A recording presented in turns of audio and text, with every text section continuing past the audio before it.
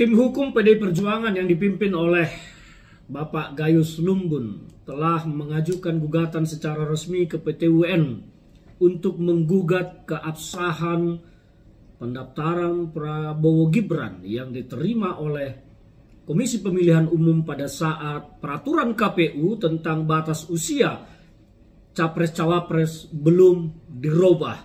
Memang pada saat itu keputusan Mahkamah Konstitusi nomor 90 telah keluar. Namun demikian, tidak ada ketentuan yang menyatakan bahwa itu jadi acuan dasar hukum penerimaan pendaftaran Capres-Cawapres. Karena dasar hukum penerimaan Capres-Cawapres itu pendaftarannya adalah peraturan Komisi Pemilihan Umum.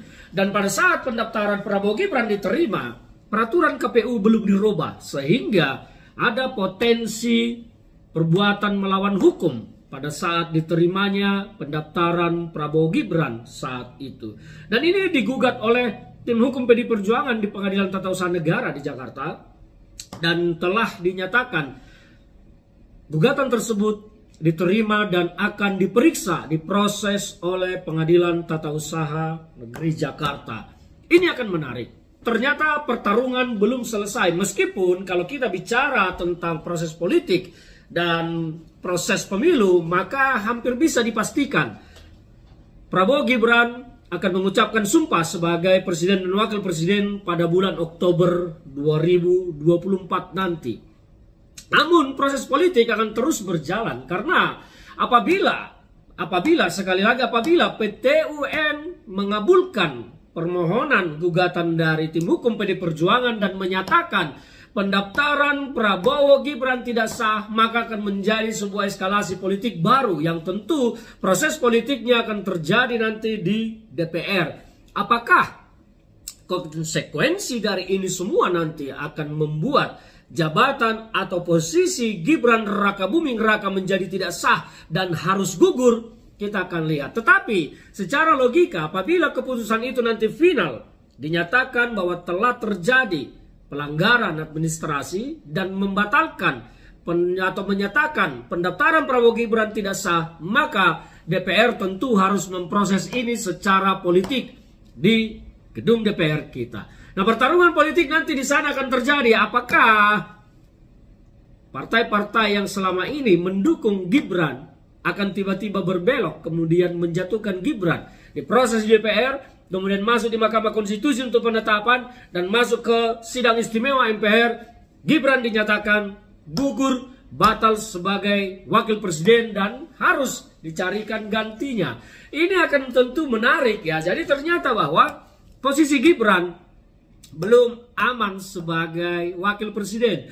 Meskipun sebetulnya nanti jabatan wakil presiden ini tidak akan berbuat banyak karena selama ini wakil presiden di negara kita tidak ada pekerjaan, hanya sebagai pajangan belaka. Apalagi kalau ternyata nanti Gibran hanya ditempatkan di IKN di Kalimantan sana, hanya mengurusi ibu kota negara, proyek bapaknya yang tidak tuntas-tuntas itu, dan Jokowi mengendalikan negara ini sendirian di Jakarta, maka Gibran Rakabuming Raka tidak akan lebih dari hanya sebuah pajangan. Dan kemudian proses berpolitik terjadi seperti yang saya sampaikan tadi.